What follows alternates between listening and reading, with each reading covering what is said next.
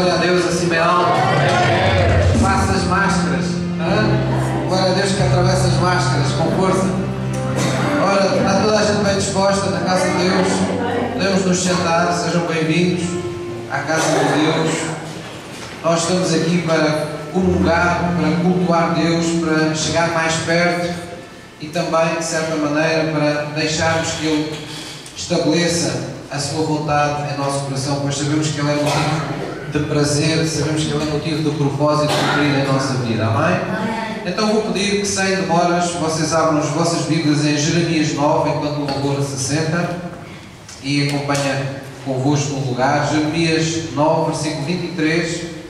Nós ainda se lembram o que é que nós falámos no domingo passado, ou no fim de semana todo passado? Falámos de compromisso com Jesus, compromisso uns com os outros enquanto igreja. Falámos aqui das bênçãos e do propósito divino de vivermos comprometidos com Jesus e uns com os outros enquanto igreja.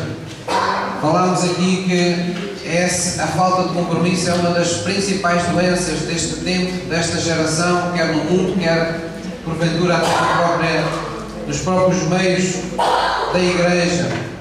E nós precisamos, na verdade, compreender que o nosso compromisso está no fundamento de tudo aquilo que Deus quer fazer em nós e por meio de nós.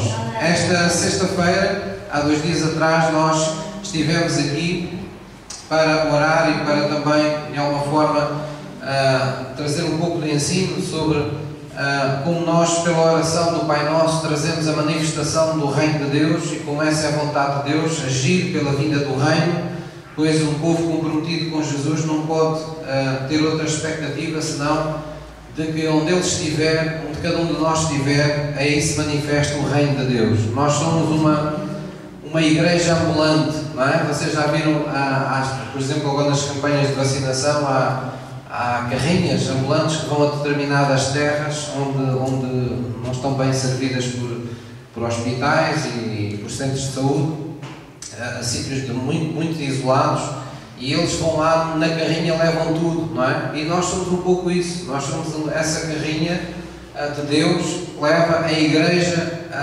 bem perto das pessoas que estão mais isoladas, mais afastadas de Deus. Temos que nos ver cada vez mais como esse santuário que Deus fala na sua palavra. E hoje nós vamos falar acerca de quem é o nosso Deus, quem é o meu Deus. Pergunta lá à pessoa que está ao seu lado: tu conheces o teu Deus?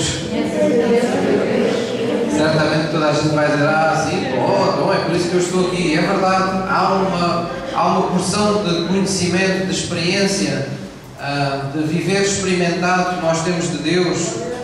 Há uma parte de Deus que nós vivenciamos, que nós experimentamos, não é? E que nos converteu e que nos fez voltar os nossos corações definitivamente para Ele, e graças a Deus por isso.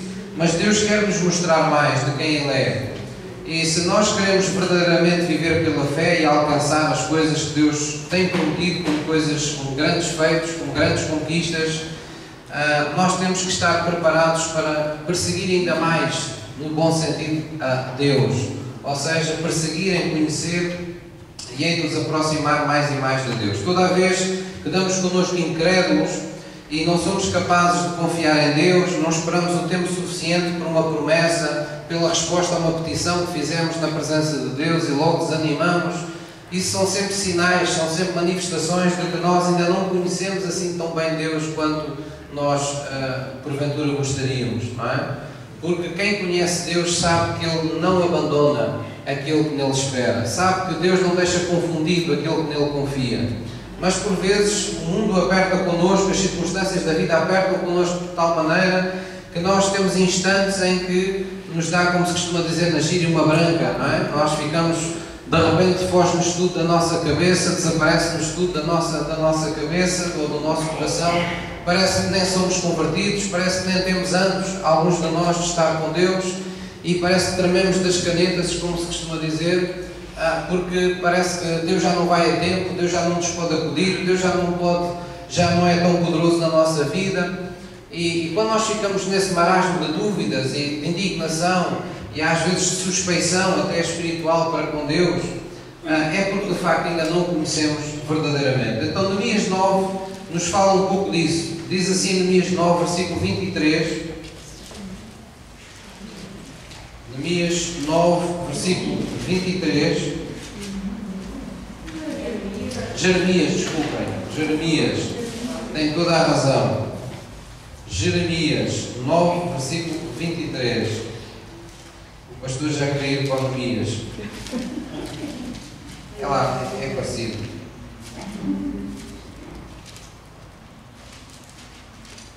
Ora, Jeremias que é vizinho do Isaías, não é?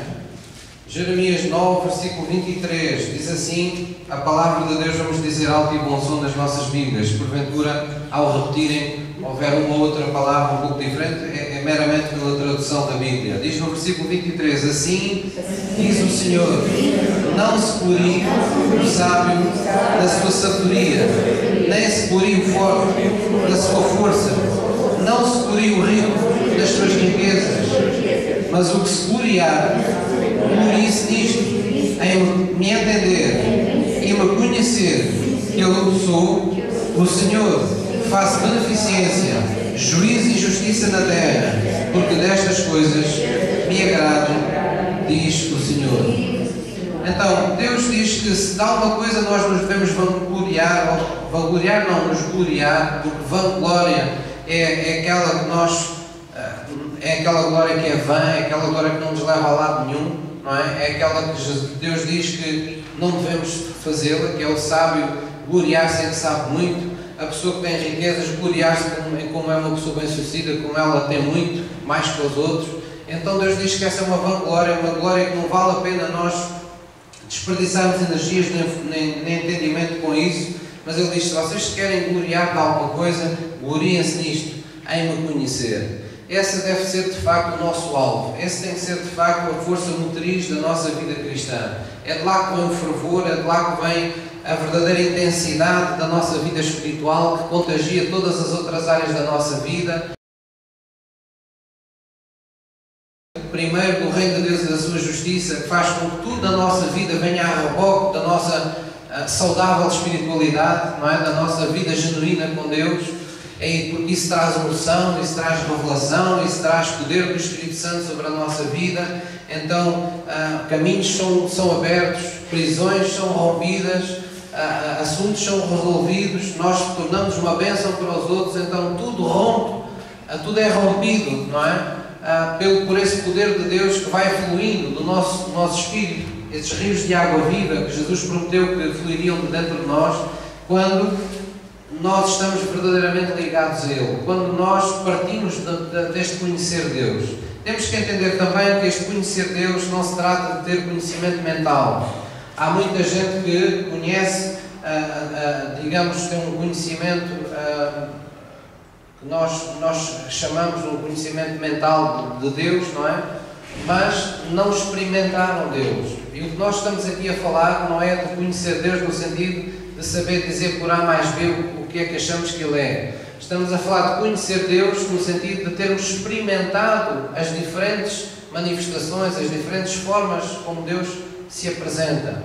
No Velho Testamento, quando Deus era conhecido e quando os homens levantavam altares a Deus e chamavam o Deus nossa justiça, o Deus nossa bandeira, o Deus que sara, não é? O Senhor que sara, todos esses altares de adoração, de veneração que eram construídos, que eram levantados, pedras que eram colocadas em determinados sítios para a lembrança desse Deus, estavam sempre relacionados com acontecimentos que as pessoas viviam na presença de Deus. Ou seja, era quando Deus se manifestava às pessoas que Ele se dava a conhecer. E na verdade, quando Jesus veio para ser a manifestação do Pai. Ele próprio disse, quem me vê em mim, vê o Pai.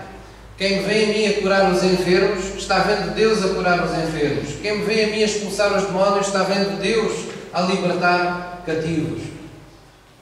Quem me vê deter perante uma vida que outros desprezam, seja um Zaqueu que está subindo a uma figueira, seja uma mulher que está fazendo o funeral do seu filho, seja um cego que já ninguém liga porque é cego desde a nascença e já todos o conhecem. Toda a vez que eu paro na vida de alguém é para que vocês saibam que o Pai se preocupa com todos, que o Pai tem cuidado acerca da vida de todos.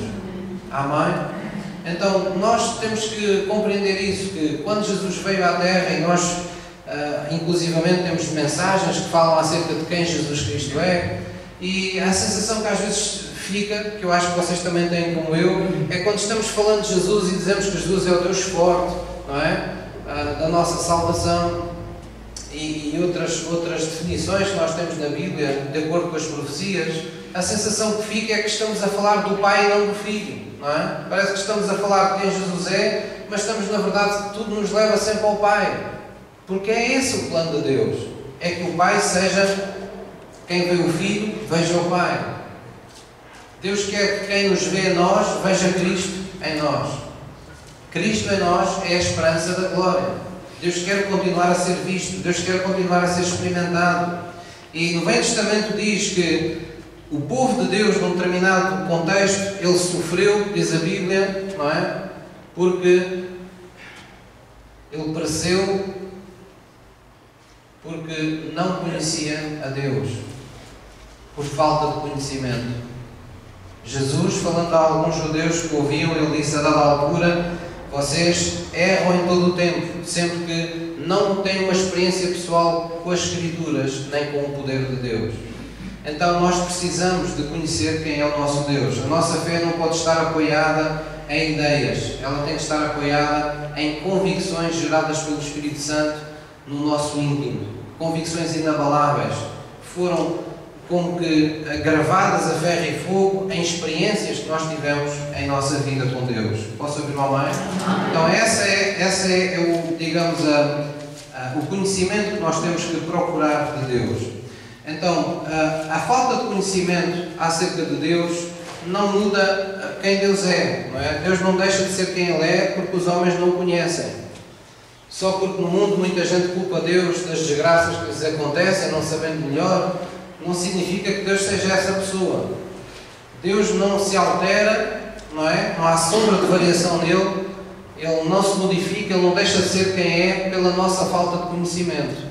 Então o que é que acontece quando nós não temos esse conhecimento, essa experiência pessoal com Deus? Somos nós é que ficamos privados da vida que Deus nos preparou em Cristo. Nós é que ficamos privados.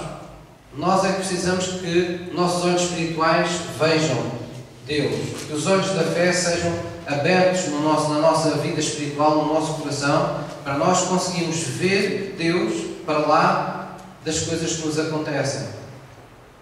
E é por isso que nós dizemos que aquilo que vemos de Deus é aquilo que marca definitivamente a nossa espiritualidade e o curso da nossa vida. Porque os homens, no Espírito, só caminham sobre a revelação. Por isso Jesus disse: é preciso que os homens conheçam a verdade para que a verdade os liberte. Eu sou a verdade, disse Jesus. Eu sou o caminho, eu sou a vida. Ninguém pode vir ao Pai senão por mim. Amém? Então vamos lá então ao nosso Neemias. Afinal sempre havia Neemias, não é? Neemias 9, versículo 6.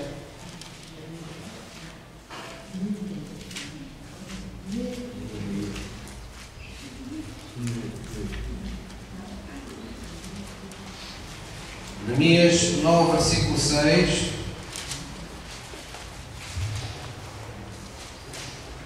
Nós necessitamos de conhecer quem é o nosso Deus para compreendermos a nova natureza que nos foi dada em Cristo, para nos apossarmos pela fé dessa nova identidade que Deus nos preparou, para podermos renovar a nossa mente com pensamentos esperançosos. Há muitos pensamentos que se estão apoderando das nossas vidas, da nossa mente, do nosso dia a dia, que são pensamentos empobrecidos, pensamentos depressivos, pensamentos incrédulos. São pensamentos que deixam Deus de fora, traçam cenários sempre maléficos, catastróficos, perigosos, que nos trazem temor ao nosso coração, porque Deus não está neles. Então nós precisamos de cobrir, de deixar que a nossa mente seja saturada não por maus pensamentos, mas por pensamentos esperançosos, desse Deus da esperança, desse Deus da glória que nós temos. Neemias 9, versículo 6,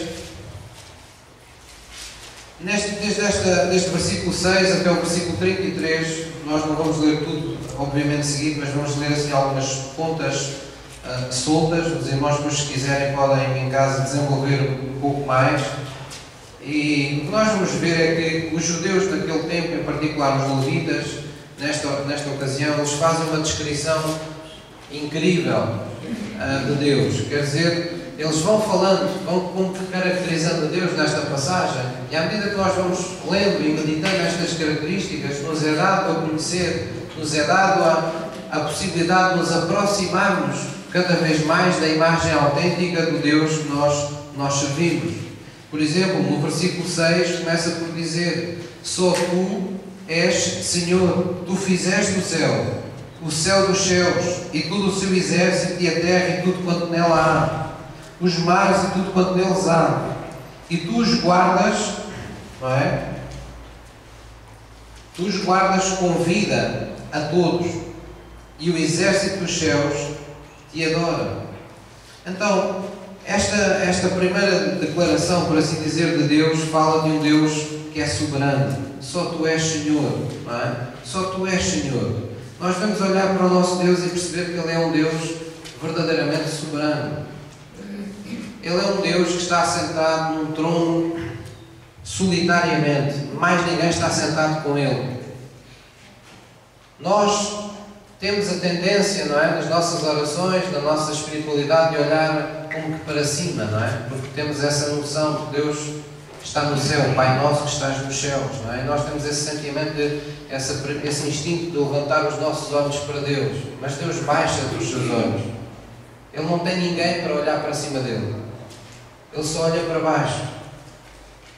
Porque Ele é soberano. Ele é o Criador de todas as coisas. E quando nós ficamos nos detendo nisto, Criador da terra, dos céus, Criador da nossa vida, Criador de toda a existência que nós conhecemos, material e espiritual, o que é que nós estamos a fazer na prática? Estamos a mostrar a vastidão da obra, pela vastidão da obra de Deus, não é? Pela plenitude da obra de Deus, estamos a ver o Deus que nós temos. E nós precisamos de nos lembrar disso. Precisamos nos lembrar que quando, por exemplo, enfrentamos uma enfermidade no nosso corpo teve um Criador. O nosso corpo teve alguém que registou a patente dessa criação. Nós somos como que a máquina que Deus criou. Então, Ele tem as peças necessárias se alguma peça falhar na máquina que Ele criou. Ele tem o livro das instruções. Ele sabe como é que a nossa vida, esta máquina, vamos dizer assim, para entendermos melhor, ela deve funcionar saudavelmente. E como devemos usá-la imprudentemente para que ela não se avarie. Quem é que me está a entender? Ele é que nos criou. Ele é que pensou no propósito para o qual esta máquina, que é a nossa vida, foi criada. Ele criou-nos com um propósito. A vida foi-nos dada com um propósito. Não nos foi dada apenas para existirmos, apenas para estarmos a ocupar espaço, como muitas máquinas estão hoje em alguns sítios, ocupando espaço nas despensas, nas garagens ou nas fábricas, e já não se usam para nada. Não, Deus criou-nos para ser uma máquina, vamos dizer assim, intemporal. Ele criou-nos de uma forma tão plena, tão conseguida, que há partes de nós que vão, por assim dizer, ficar aqui neste mundo, mas Ele preparou essa máquina de tal maneira que Ele sobreviva aos tempos. Nós fomos criados para a eternidade com Deus. Mas nós temos que partir deste princípio. Ele é o Criador. E quando nós pensamos nisso, Ele é soberano. Ele é aquele que tem toda a autoridade. Ele é aquele que tem todo o poder sobre todos os principados, poderes e potestades, seja do mundo natural, seja do mundo espiritual. E temos que pensar, este Deus tornou-se o meu Pai. Este Deus deu-se ao trabalho de enviar Jesus para me convencer que desde o princípio foi seu plano de ser o meu Pai. Quando nós aceitamos que Jesus nos convencesse disso, a Bíblia diz que nós fomos, por adoção, feitos filhos de Deus. todos quantos recebemos aquilo que o Pai enviou. Recebemos uma semente de filhos em Jesus Cristo. Ter Jesus no coração é ter uma semente que o Pai enviou da sua natureza, da sua identidade, de quem Ele é. De forma que, com Cristo, tudo o que Ele vai fazer é dar vida a essa semente. É fazer com que essa semente vingue. É fazer com que essa nova identidade comece a acontecer. Com que o nosso caráter seja, aos poucos, transformado. Com que a nossa vida, a gente comece a experimentar na vida coisas que só aconteceriam na vida de um Deus perfeito. Então Deus nos prometeu uma vida que estará por cabeça e não por cauda, por cima e não por baixo. Deus disse: eu dei-te fé, filho, para que tu venças o mundo. E esta é a vitória que vence o mundo, é a tua fé. Nada te vai resistir, porque tu és uma eleição minha. Na verdade é isso que vocês veem logo aí a seguir. Vejam lá no versículo 7, por favor. O versículo 7 diz: tu és o Senhor, o Deus que elegeste a Abraão, que escolheste, que nomeaste a Abraão, e o tiraste de Ur dos caldeus, e lhe puseste o nome por nome Abraão.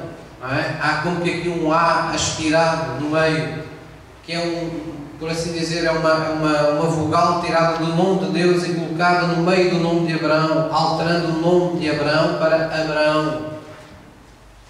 Porquê? Porque Deus está, nesta expressão, está dizendo: passaste a estar em aliança comigo. Eu passei a estar em ti e tu e eu passámos a ser um só. Isto foi com Abraão. Nós temos de dizer: pastor, mas isso foi com Abraão, o que é que eu tenho a ver com Abraão? Bem, a Bíblia diz que o Abraão, que é chamado tantas vezes o pai da fé, a Bíblia diz que se nós somos descendência de Cristo, então nós somos descendência de Abraão. Que as coisas que foram prometidas a Abraão foram-nos prometidas e foram criadas também para o Israel espiritual que somos nós, ou nós somos parte disso, que é a Igreja de Cristo. Amém?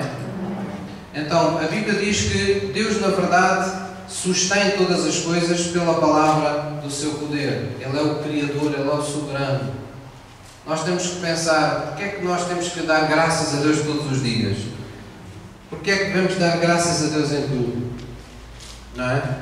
Porque é que quando eu estou a cada dia me levanto, devo dar graças por estar vivo, devo dar graças por poder ter mais tempo de vida, por haver longevidade na minha vida. Porque é que eu devo dar graças a Deus por isso? Porque é Ele que me sustém, pela palavra do seu poder. Ele que está sustendo a minha vida. É Ele que tem a última palavra da minha vida. Então, quando nós compreendemos isso, nós deixamos de temer que alguma circunstância nos roube a vida fora do tempo. Deixamos de temer que alguma obra do oculto ou que alguma maldade de alguém nos roube a vida antes do tempo.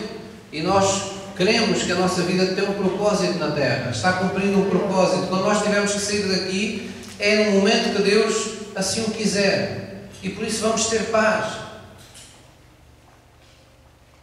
Há, porém, um pensamento esperançoso que Ele nos deixa. É que Deus não dá-nos a vida para nos tirar precocemente. A Bíblia fala de que Deus é um Deus que, entre as suas promessas, tem uma promessa chamada longevidade de dias.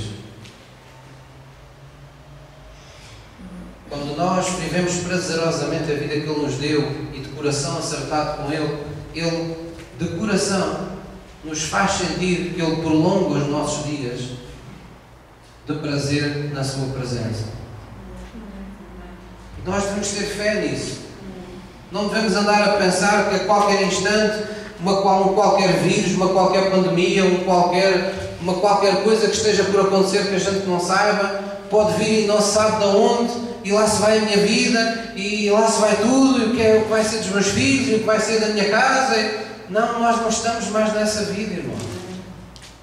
Já tivemos essa vida. A Bíblia diz que hoje nós estamos em Cristo. E se alguém está em Cristo, é uma nova criatura. Nós temos a atmosfera do Reino de Deus sobre a nossa vida.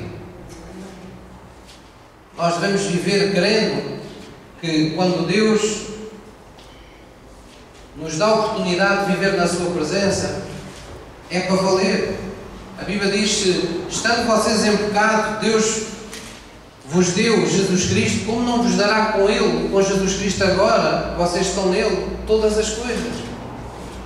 Oh pastor, mas isso não é ser fanático, isso não é ser, não é exagerarmos, não é olharmos só para o lado positivo das coisas. Eu quero dizer uma coisa: se alguém é cristão e passa mais tempo a falar das desgraças e dos infortúnios do que das coisas que Deus prometeu fazer na nossa vida, há qualquer coisa de errado. Nós já sabemos que há sofrimento, já sabemos que não nos podemos desviar dele em muitas circunstâncias da vida, nós já sabemos que vamos passar por lutas, por angústias, por tribulações, tudo isso é bíblico, mas eu não preciso de estar a enfatizar isso para mim, porque não me é difícil, desde que eu nasci, crer que essas coisas existem, porque experimentámos todos isso durante toda uma vida. Mas o que nós temos que ter de novo é a capacidade de voltar o nosso coração para as coisas que ainda não experimentámos de Deus e que Ele nos prometeu fazer na nossa vida. E é para isso que precisamos de fé. A fé, não precisamos de fé para acreditar no que já experimentámos. Precisamos de fé para alcançar as coisas que nós ainda não vimos. A fé é o firme fundamento das coisas que nós esperamos alcançar. Posso ouvir um amém? Amém. Então devemos confiar nisso. Deuteronômio 30. Tentem manter, se vocês tiverem em um marcador na vossa Bíblia, tentem manter Neemias 9 aberto, tanto possível. E vamos abrir em Deuteronômio 30.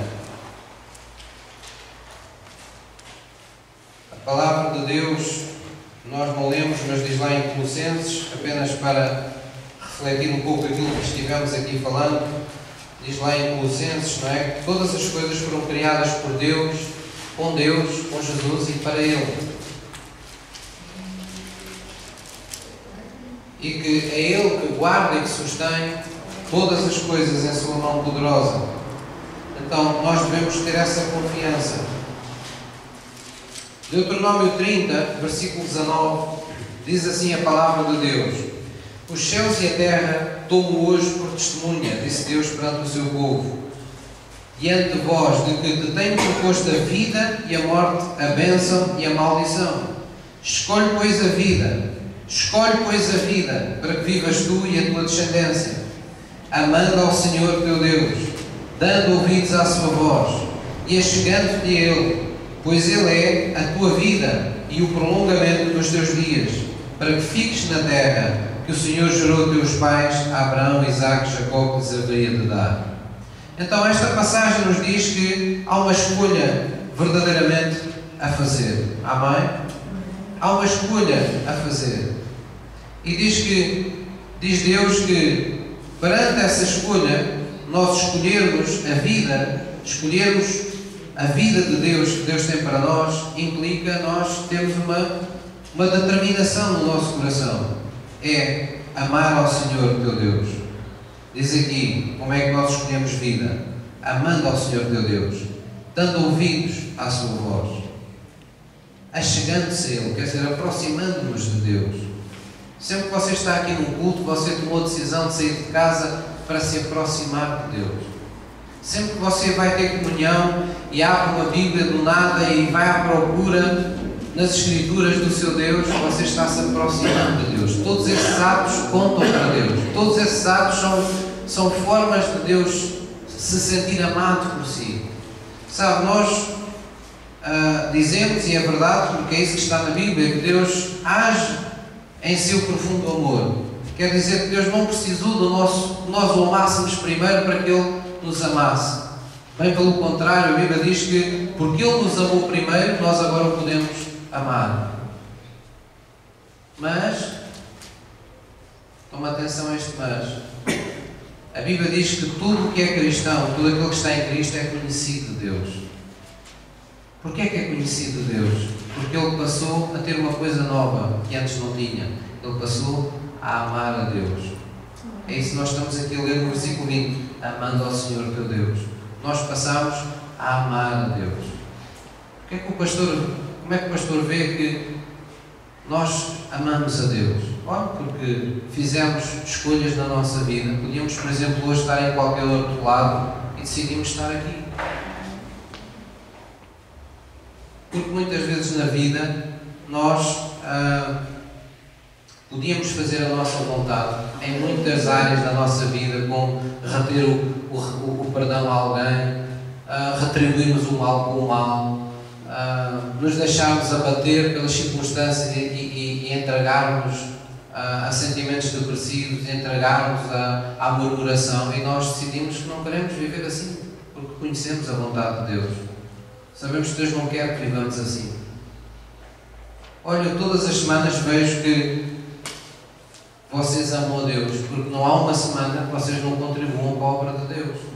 Isso que parece uma coisa normal para muitos de nós, é uma montanha gigante de ultrapassar para muitas pessoas que ainda estão no mundo.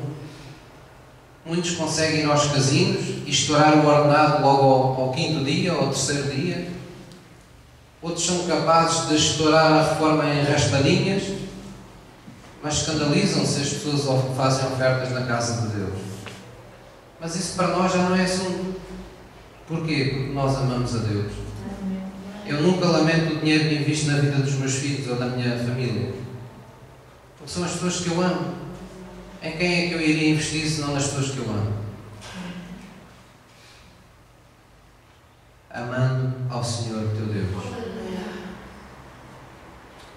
A Bíblia diz que não é apenas o amor de Deus que move todas as coisas, que move a sua mão sobre nós.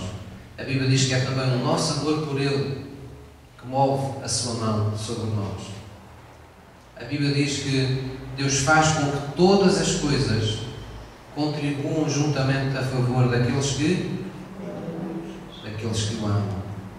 Quer dizer que o nosso amor nos torna conhecidos diante dele. A nossa retribuição de amor faz com que Deus anseie pela comunhão connosco. Faz com que Deus olhe para nós de uma forma diferente.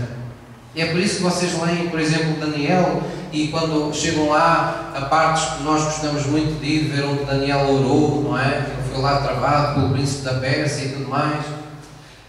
O que é que nós vemos lá? O anjo, como é que ele tratou Daniel? Daniel, homem muito desejado, homem que Deus ama tanto. Porquê é que Deus o amava tanto? Ele explicou a seguir: desde o princípio que as tuas palavras são ouvidas.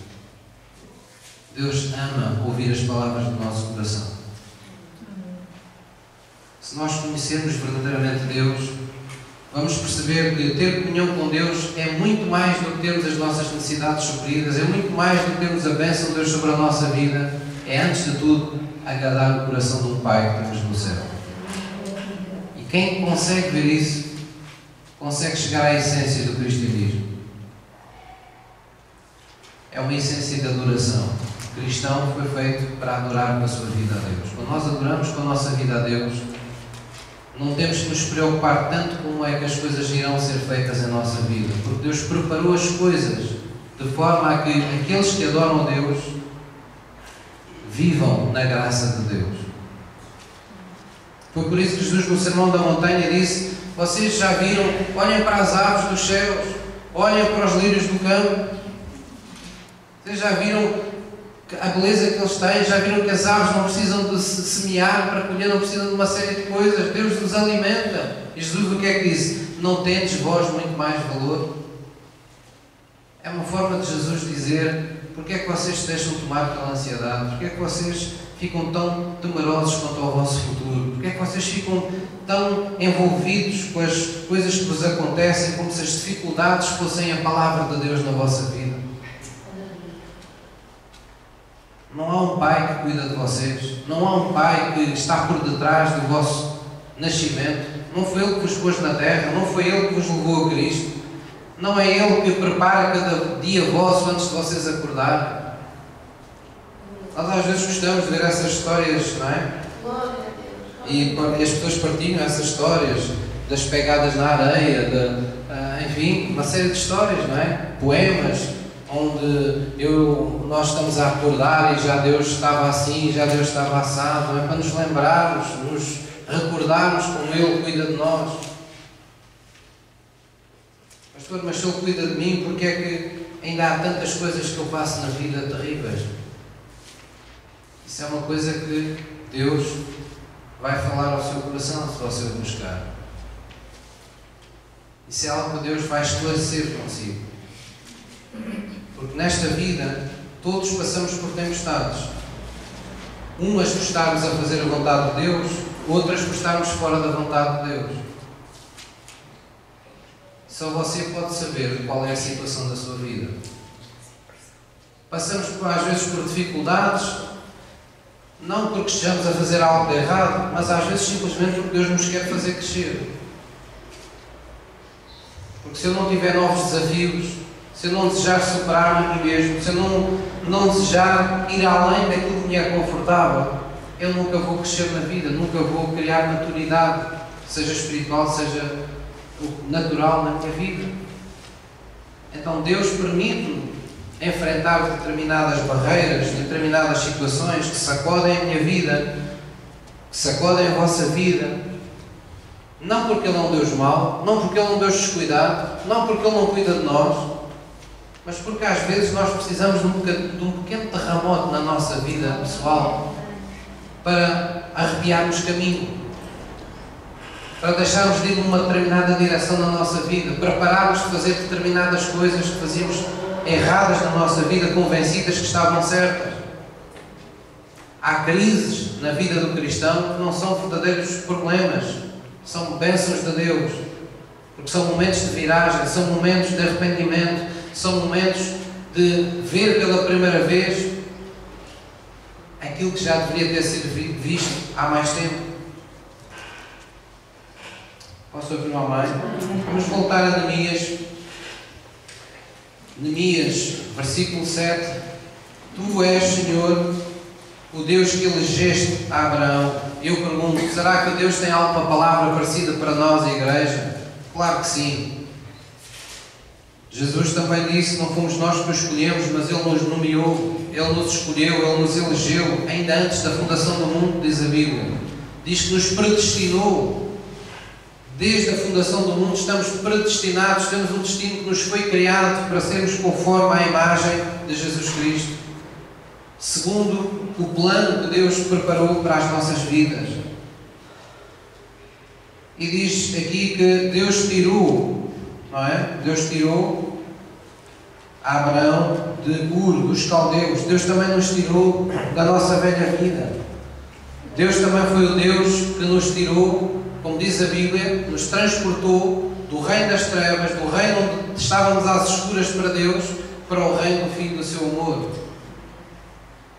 Deus não tirou apenas Daniel da cova dos leões, Deus não tirou apenas José da cova onde os seus irmãos o lançaram. Deus nos tem tirado a nós de todas as covas que a vida nos tem preparado. E esse é o seu Deus que você precisa conhecer. Quando você se vê lançado numa nova cova na sua vida, você precisa se lembrar, pode não estar aqui ninguém para me ajudar, mas o meu Deus não me vai deixar nesta situação, porque eu conheço o meu Deus. E diz que Deus pôs a Abraão o nome Abraão. Deus lhe deu um novo nome. Quem é que está aqui que sabe que Deus nos deu a todos nós um nome que é desta família? Não é apenas da família CCBA, é da família em Cristo, todos os ministérios que invocam Cristo por Senhor. A Bíblia diz que nós podemos tomar o nome que é da família. Qual nome? O nome que é sobre todo o nome. O nome ao qual todo o joelho tem que se dobrar, toda a língua tem que confessar que Ele é Senhor, o nome de Jesus. Jesus o Cristo. Por isso nós somos cristãos, ungidos com Ele, para ser aquilo que Ele é. Porque nós somos corpo, Ele se tornou a nossa mente. Porque Ele começou uma obra e nós continuamos a obra que Ele iniciou. Mas Ele continua a operar por meio de nós. Posso ouvir um amém? Nós olhamos aqui para a palavra de Deus, para o versículo 9, por exemplo, e vemos: e vista a aflição dos nossos pais no Egito. Digamos, os levitas estão a falar para com Deus. E ouviste o seu clamor junto ao mar vermelho. e mostraste sinais e prodígios a Faraó e a todos os seus servos e a todo o povo da sua terra, porque soubeste que soberbamente os trataram, e assim adquiriste para ti nome como hoje se vê. No versículo 11 diz: e o mar fendeste perante eles, e passaram pelo meio do mar em seco, e lançaste os seus perseguidores nas profundezas como uma pedra nas águas violentas. O que é que isto tem a ver connosco? O que é que nós podemos tirar daqui para conhecer o nosso Deus? Bem, no versículo 9 diz que ouviste o seu clamor junto ao mar vermelho. Deus ouve o clamor do justo. Deus ouve os nossos clamores. Deus responde aos nossos clamores da maneira como respondeu este povo, mostrando sinais e maravilhas, fazendo juízo sobre os nossos inimigos, abrindo caminho onde não havia. Diz no versículo 11: o mar fendeste perante eles e passaram pelo meio do mar. Lançaste os seus perseguidores nas profundezas. Este é o Deus que nós temos. Nós hoje temos inimigos que são espirituais, não são pessoas. A Bíblia fala disso. O apóstolo Paulo disse: a nossa guerra não é mais contra as pessoas, não é contra a carne e o sangue. Nossa guerra é espiritual. Nós representamos o bem, as forças do bem. Nós representamos Jesus. Nós temos inimigos. O nosso inimigo espiritual é Satanás, são os seus demónios, são os antros de feitiçaria, de bruxaria que por aí existem. É um mundo desgovernado, sem ordem, em anarquia. Um mundo com tanta coisa que nós detestamos, desde o racismo à imoralidade, à forma leviana como as pessoas vivem, ao ciúme, à inveja, à ganância, à soberba de vida, à vaidade dos sentidos, ao ressentimento, à manipulação. Podíamos estar aqui o dia a citar coisas. Todas estas manifestações são manifestações, de acordo com a palavra de Deus, de uma vida meramente carnal, uma vida natural. E a Bíblia diz que essa vida carnal está inflamada. Diz: esse mundo jaz no maligno. As pessoas vivem debaixo desses ódios, debaixo desses maus sentimentos. As pessoas vivem, digamos que, na maré dos seus sentimentos, dos seus estados de alma. Hoje estão bem dispostos, estão falando uma palavra amiga, mas se entram num carro, chateiam-se com alguém, são capazes de sair, pagar num pau ou numa faca e espetar uma pessoa porque se chatearam com alguém. É este mundo em que vivemos. E a Bíblia diz: o mundo jaz no maligno dessa maneira. Porquê? Porque é gente que vive separada de Deus. É gente que não vive com os valores e com os princípios de Deus no seu coração. Eles não são sensíveis a uma vida de aliança com Deus. Eles não têm consciência da existência de Deus, nem de como Deus é, nem do que devem fazer como sendo sua vontade.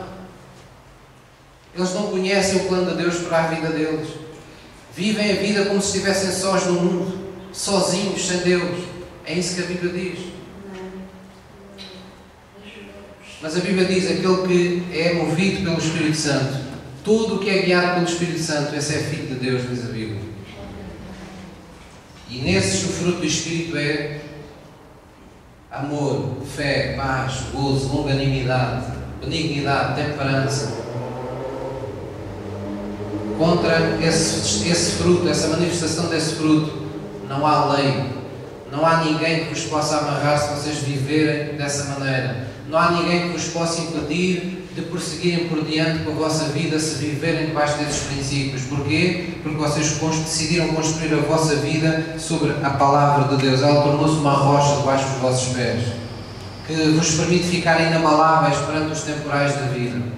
Eles podem sacudir-vos, eles podem abanar-vos, eles podem fazer-vos quase cair, mas vocês estão destinados a ficar sempre de pé. Porque vocês não são mais filhos da carne. Vocês agora nasceram no Espírito Santo. Vocês são filhos de Deus. Há uma nova natureza, há uma nova identidade. Há um Deus que tem os holofotes da sua presença acesos e apontados para a nossa vida, para que vocês sejam a luz do mundo, para que tudo o que aconteça na vossa vida seja exemplo para o mundo e faça o mundo desejar estar onde vocês estão, convosco também. Amém? Então nós temos que conhecer o nosso Deus. É necessário que conheçamos o nosso Deus. Amém? Deus responde aos nossos clamores. Como é que nós podemos clamar a Deus? Olha, orando, por exemplo, pelo clamor da oração, oferecendo a Deus sacrifícios de louvor em momentos de dificuldade na nossa vida, onde não sabemos o que mais fazer. O que é que Deus fez aqui? Mostrou sinais, prodígios e maravilhas. Abriu o mar vermelho, abriu o caminho onde não havia. Deus vai lidar com os nossos Jericós, Deus vai lidar com os nossos mares vermelhos, Deus vai lidar com as montanhas da nossa vida.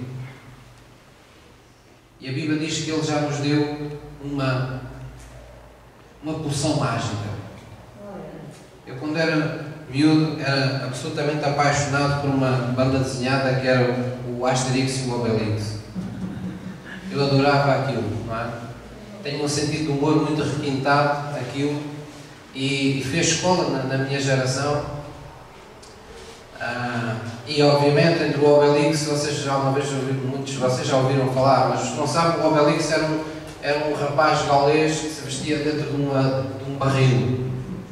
Era assim, era o Bucha e havia o Stica, não é? O Stica era o Asterix, o Bucha era o Obelix, não é? Vocês já sabem qual era a minha alcunha, não é preciso dizer, mas não.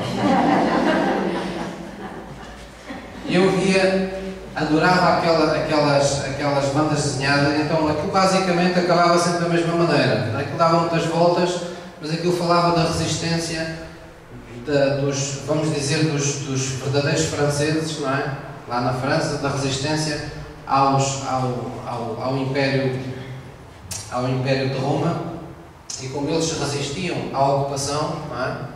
E então eles eram como que uma pequena aldeia da Gália, e os romanos sempre tentavam, conseguiam conquistar tudo, mas nunca os conseguiam conquistar eles. E então, quando as coisas ficavam feias, eles todos o que é que faziam? Eles tinham lá um druida, lá um curandeiro lá deles, que fez lá uma poção mágica, então eles bebiam umas gotas daquela poção mágica e ficavam com uma força sobre-humana durante um período limitado de tempo. E naquele período eles arrebentavam com aqueles exércitos todos, faziam tudo o que tinham para fazer e regressavam à sua vida normal.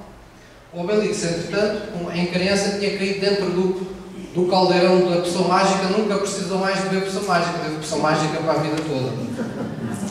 Mas, basicamente, eu trouxe esta história porquê? Porque nós temos uma poção mágica. Nós temos uma medida de fé que Deus nos deu. E Jesus disse, essa fé pode até ser do tamanho de um grão de mostarda, bem pequenino, da cabeça de um alfinete, mas é suficiente para mover montanhas. Foi Jesus que o disse. Se fosse um qualquer pregador dos nossos dias, nós se calhar rebatíamos isso e chamávamos-no de mentiroso, mas como foi Jesus, nós ficamos assim, às vezes assim meio impactados, a pensar porque é que a gente ainda não removeu tantas montanhas que ainda tem à nossa frente. Mas Jesus o que dizia e o que diz é verdade. Jesus é a verdade.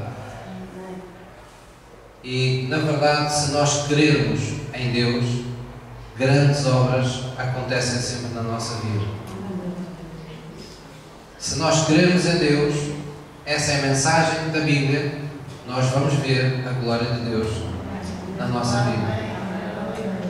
Nós não vamos precisar de poções mágicas, nós não vamos precisar de curandeiros, porque Deus já nos deu uma poção mágica. Deus já nos colocou uma medida de fé. Ele diz lá em 1 João 5,4: tudo o que é nascido de Deus vence o mundo, e esta é a vitória com que vence o mundo, a sua fé. Deus pôs uma medida de fé no coração de cada crente quando ele se tornou crente, quando ele se converteu a Jesus. Posso ouvir uma amém? Então, como é que Deus vai responder ao nosso clamor? Como respondeu este povo? Com sinais e com maravilhas, abrindo caminho onde não há caminho, lidando com os nossos inimigos espirituais. fazendo com que a nossa vida fique, vamos dizer, desparasitada no mundo espiritual, não é? Às vezes nós temos fases da vida ou momentos em que a nossa alma, nós sentimos um peso, parece que está tudo, parece que não se levanta o sol para nós, não é? Nós até costumamos dizer, está um ambiente tão pesado, não é? Você já entrou alguma vez numa casa e disse assim, está aqui um ambiente tão pesado, não sei o que é que aqui se passa ou se passou, mas estou aqui, parece que nem consigo respirar neste sítio. Às vezes são ambientes onde as pessoas acabaram de discutir uns instantes antes, ou alguém esteve a acender umas velinhas e a fazer consagrações ocultas, coisas que Deus não permite, coisas estranhas a Deus, e nós que entramos lá com o Espírito de Deus sentimos que há qualquer coisa na atmosfera daquele lugar que não está bem, que há qualquer coisa às vezes com as próprias pessoas que não estão bem.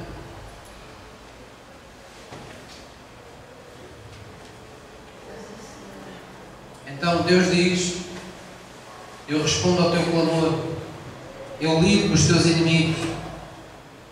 Foi o que Jesus disse. Jesus disse, em meu nome, vão por todo o mundo, não é? Imponham as mãos sobre os enfermos, eles vão ser curados, expulsem os demónios em meu nome, e se beberem alguma coisa mortífera, não sabendo, se algum inimigo vos preparar alguma coisa para vos destruir, para vos impedir de fazer a vossa obra de cristãos, para destruir aquilo que eu vos dei para a vossa vida, não vos fará dano algum, porque eu estarei convosco.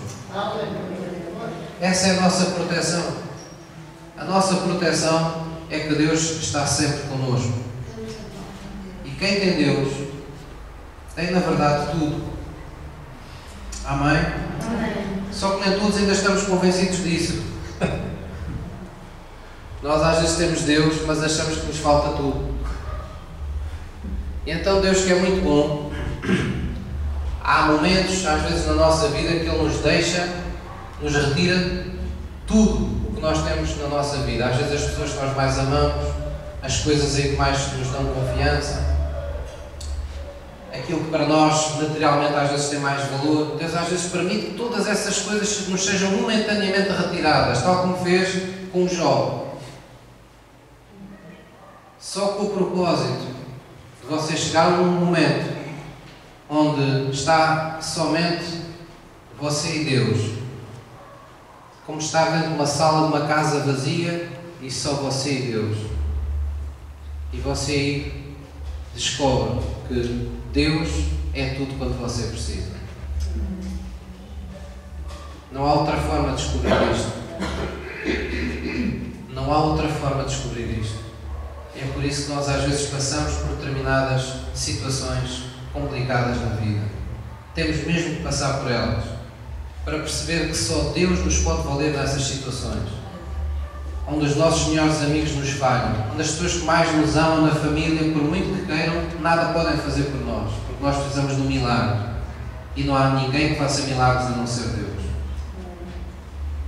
Então é nesses momentos que nós descobrimos, Senhor, Tu és tudo quanto eu preciso. A partir desse dia, nós estamos que nem o apóstolo Paulo.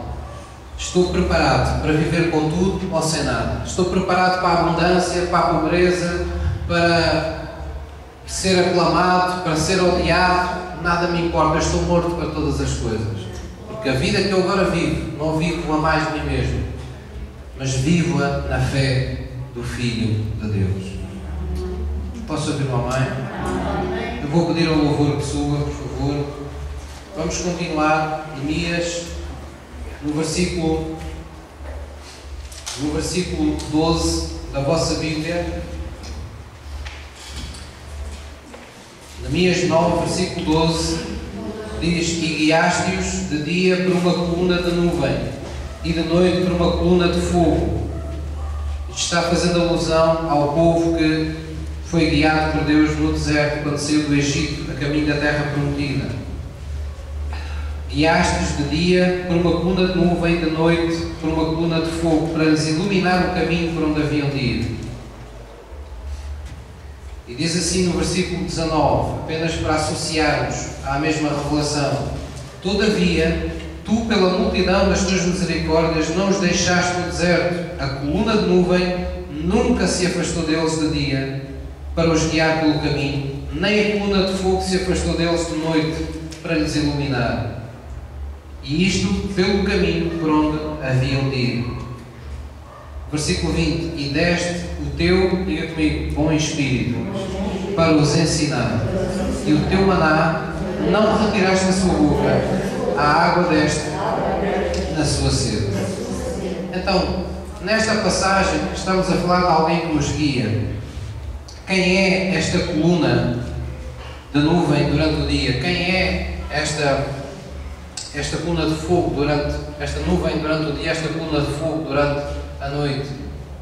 Quem é esta pessoa de que a Bíblia aqui nos está falando? É a pessoa do Espírito Santo. Está a dizer que Deus nos deu o seu bom Espírito, não é? Jesus também disse: eu vou-vos enviar outro Consolador, o meu Espírito virá. Esse Espírito que o mundo não conhece, não pode receber, mas vocês o conhecem e vocês vão conhecê-lo, porque Ele vai estar convosco, Ele vai estar sobre vós. Tome nota, Ele vai estar sobre vós, Ele vai habitar em vós. A obra acontece no seu coração e acontece quando você se move com Ele sobre a sua vida. A Bíblia diz que o Espírito da Graça opera sobre nós, muito além daquilo que nós pensamos, pedimos, imaginamos. Mas apenas queremos, e Deus diz que Ele opera. A subsistente grandeza do seu poder está sobre nós, está sobre os nossos dias, está ao sair da nossa casa, está ao entrar na nossa casa, está em todo lugar conosco. Então, quem é o nosso Deus? Esse nosso Deus é Deus Espírito também. É o Espírito Santo que está connosco em todo o tempo, que não nos abandona, que nunca nos deixa. Nós acabamos de ler isso aqui. Não os deixaste no deserto. A coluna de nuvem nunca se afastou nem de dia, nem a de fogo nunca se afastou durante a noite.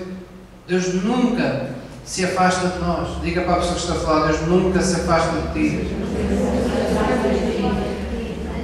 Então o que é que nós podemos dizer uns aos outros que devemos fazer para com Deus? Nunca te afastes de Deus. Diga lá. É isso que é uma vida de aliança. Ele nunca se afasta de si, mas você também tem o dever de nunca se afastar dele. Amém? E terminando, versículo 17 diz: recusaram ouvir-te e não se lembraram das tuas maravilhas que lhes fizeste, e endureceram a sua cerviz, e na sua rebelião levantaram um capitão a fim de voltarem para a sua servidão. Porém, tu, ó Deus, perdoador, clemente, misericordioso, tardio em irar-te, ou seja, longânimo, grande em beneficência, diga comigo: tu não os desamparaste. Tu não os desamparaste. Irmãos, Deus nunca nos trata de imediato segundo aquilo que a gente merece, segundo os nossos pecados. Deus trata-nos com misericórdia, porque senão nenhum de nós se salvaria. Nós, por mais que a gente se esforce, nós sempre erramos, nós sempre acabamos dizendo o que não devemos às vezes, nós sempre acabamos fazendo aquilo que não devíamos fazer, mas Deus diz que nunca os desamparou, nunca os deixou à sua sorte, mesmo sabendo que estavam mal.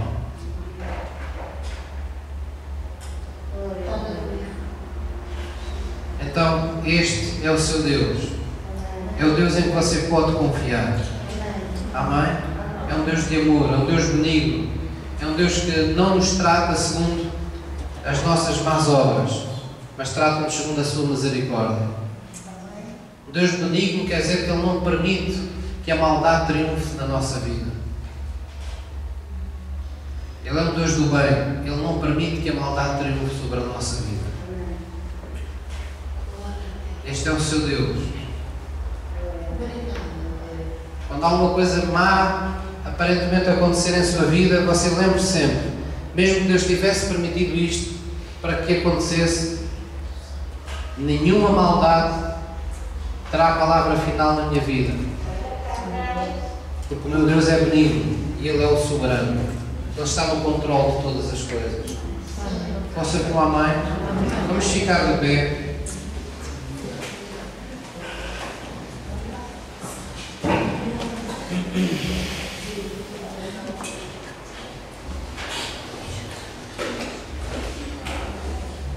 Nós vamos continuar no próximo domingo. Eu acho que um de nós tinha a expectativa de que hoje conseguíssemos dizer também não será em 2, nem em 3, nem em 4, mas acho que era demasiadamente pouco tempo para falarmos de um Deus tão grande. Amém? Mas este devia ser o nosso assunto principal, sempre. O nosso assunto principal, quando estamos num lugar de culto, deveria ser aquilo a quem nós cultuamos. É para Ele que é feita a nossa adoração. É para Ele que nós estamos aqui hoje. Pastor, mas e as minhas necessidades? E quando é que alguém vai orar por mim? Este é o caminho que eu quero ensinar a andar, enquanto seu pastor. O caminho em que nós deixamos os nossos pedidos alguns perto do altar e corremos para Ele primeiro. Se você for capaz de correr para Deus primeiro, você nunca mais se vai lembrar do que falta. Nunca mais se vai lembrar daquilo que está por fazer. Porque Deus é um Deus de presentes. Deus é um Deus galardoador. A Bíblia diz: se alguém tem fé, então creia que Ele existe. Que ao aproximar-se dEle, vai ser galardoado. Amém? Deus conhece as nossas necessidades. Deus não dá galardões à toa. Eu estive no supermercado esta semana, fiz umas compras para casa e porque atingi um determinado valor, o sítio onde eu fui tinha uma promoção em que ofereciam um cabaz. Aquele cabaz é igual para toda a gente. Eles não conhecem as minhas necessidades. Estavam lá coisas que me faziam jeito, mas estavam outras que não fazem jeito nenhum. Deus não dá galardões, não dá galardão no sentido de que preparou um cabaz para toda a gente. Não. Deus diz que satisfaz os desejos do justo. O seu cabaz não é igual ao meu cabaz. Deus tem um cabaz para cada um de nós. Amém? Deus tem uma forma pessoal e íntima de lhe mostrar a si que conhece o seu clamor, que conhece o seu coração, que sabe quanto você o ama. E é isso que Deus vai fazer hoje na sua vida também. Amém? Vamos baixar a nossa cabeça em reverência diante de Deus. Nós vamos adorar a Deus, vamos clamar diante dele nesta manhã. E vamos pedir a Deus que nos venha guiar. Diga assim comigo: querido Deus, eu reconheço que Jesus Cristo foi enviado para me salvar, para morrer por mim na cruz do Calvário. Senhor Jesus, eu reconheço que necessito de Ti.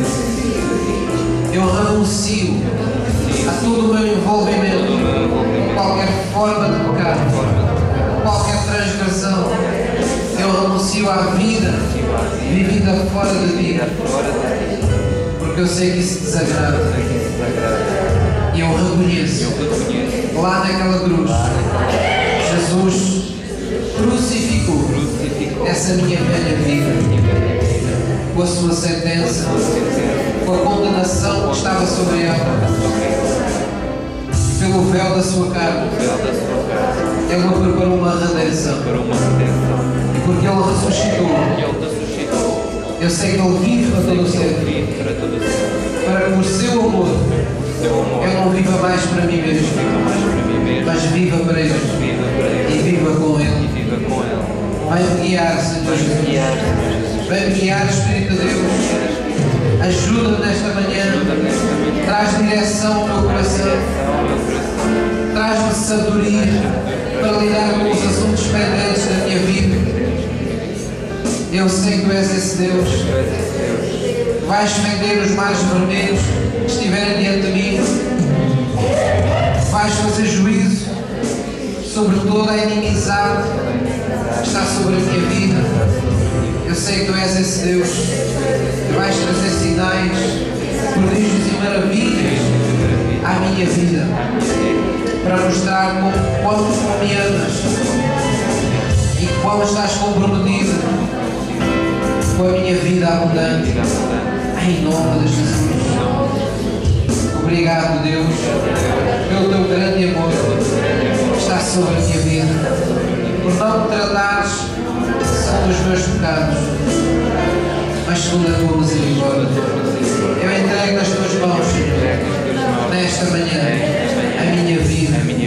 Eu coloco as minhas montanhas diante de Ti, sabendo que a minha fé, cada uma delas, sem exceção, ela será removida, porque Tu estás comigo todos os dias da minha vida.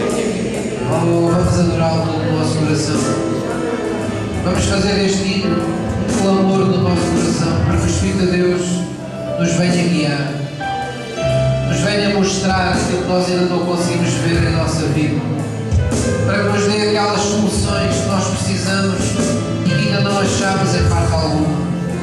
A Bíblia diz que aquilo que o olho ainda não viu, que aquilo que o ouvido ainda não ouviu e ainda nunca subiu ao coração dos homens, são essas coisas, diz a Bíblia, que Deus tem reservadas para aqueles que o amam. E é por isso que podemos confiar que Ele nos vai revelar essas coisas, porque nós estamos aqui em amor por Deus. Estamos clamando por Ele. Oh, vamos adorá-lo todo o nosso coração.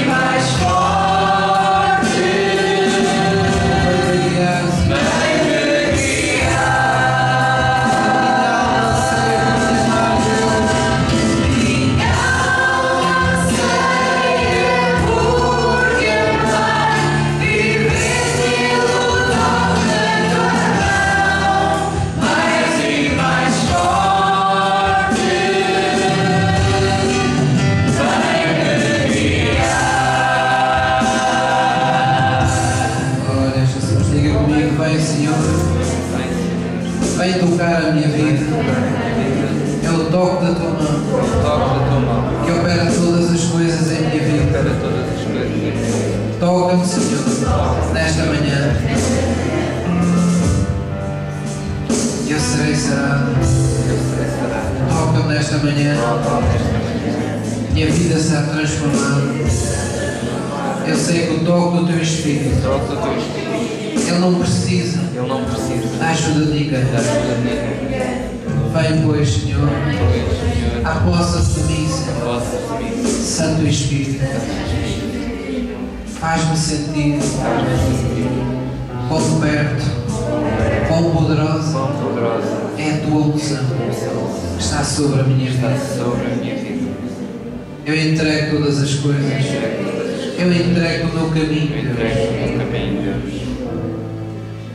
Eu não nasci para levar as cruzes dos outros.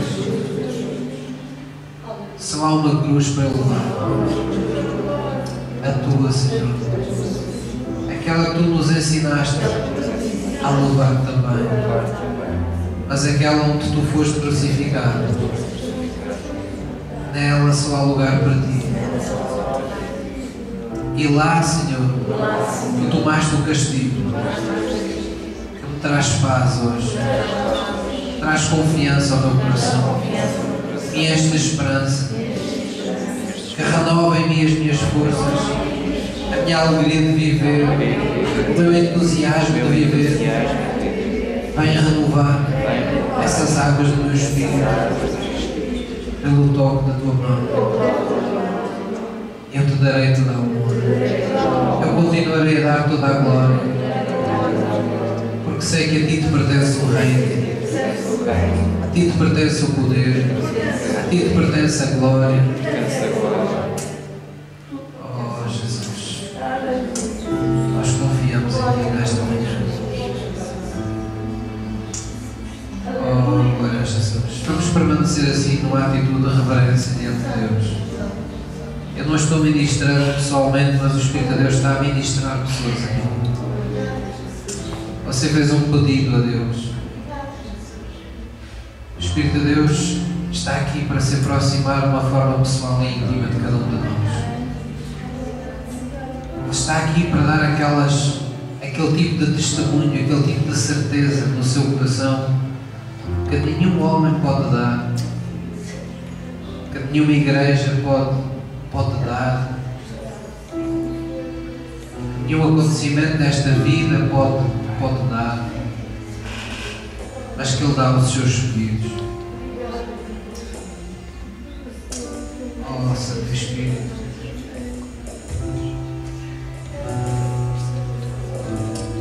vem encher-nos mais e mais desses rios de água viva.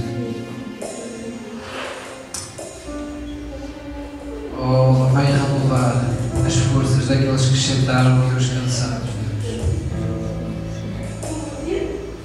Renova as forças daqueles que entraram esforçando-se para não chorar, esforçando-se para que outros não percebam as suas angústias. Enche-os da tua vida, Deus. Enche-os da tua paz nesta manhã.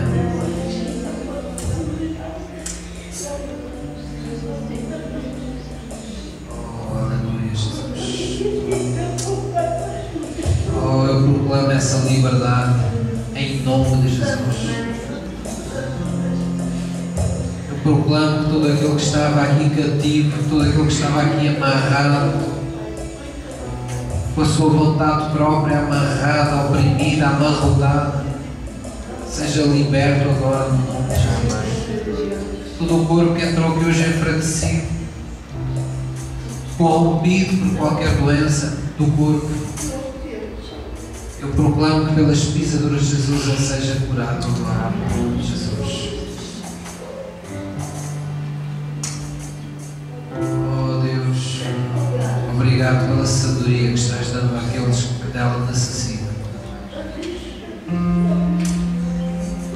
Há aqui alguns de vocês que vão ver coisas que até ao momento que entraram por esta porta não viram, que diz respeito à vossa vida.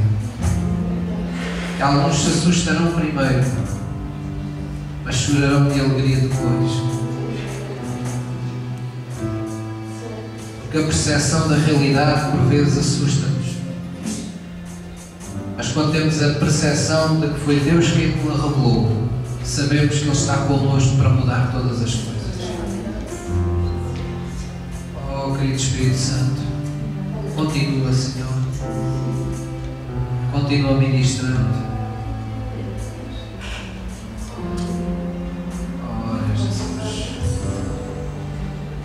Faz sentir o toque da tua mão, Senhor.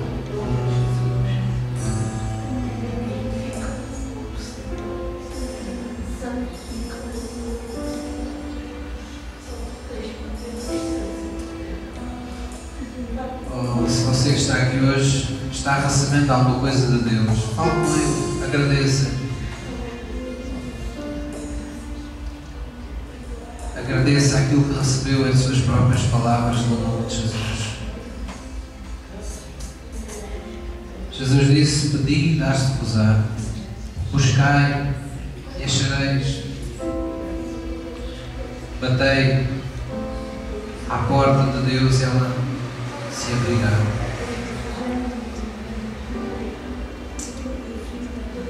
Agradeça a Deus, mesmo que não tenha visto tudo, mesmo que ainda não saiba tudo, mas comece a agradecer a Deus.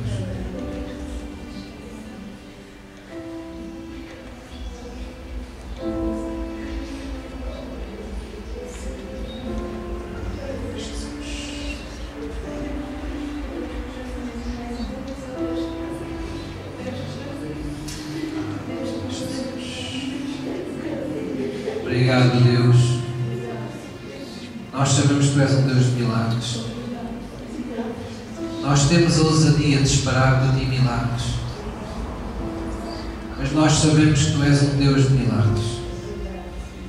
Sabemos que Tu és um Deus de sinais, um Deus de maravilhas. Tu os fizeste, Tu as fazes e Tu as continuarás a fazer sempre que Tu quiseres. E nós sabemos que o Teu amor abre as janelas do céu sobre a nossa vida.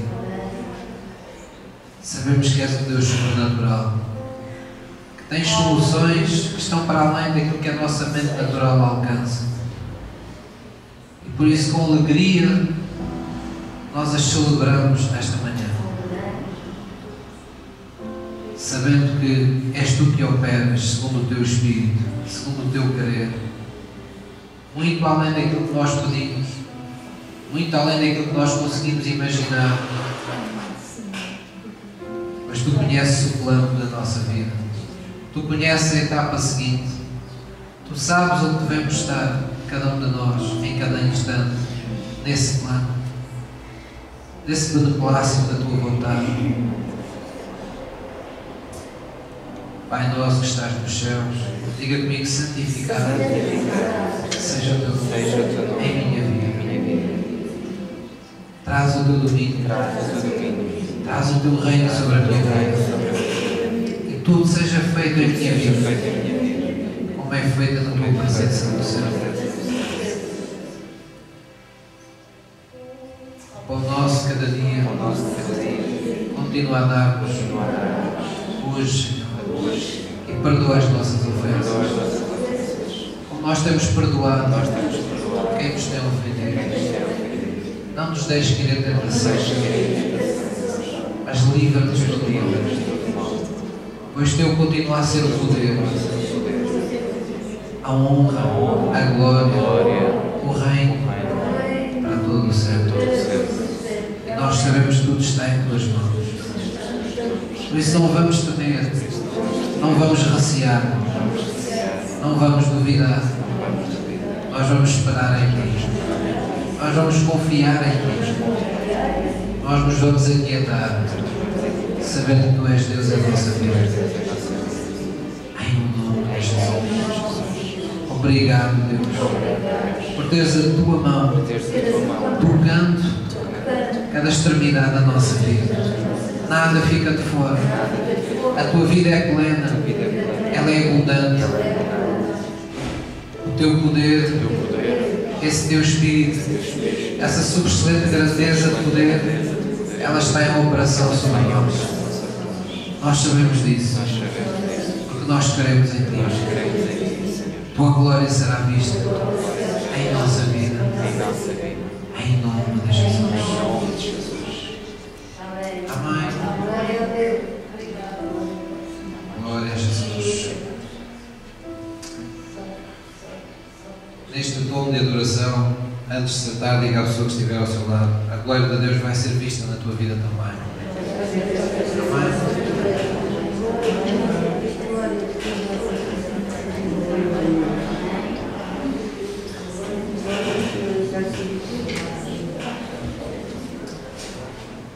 Podemos nos sentar, por favor.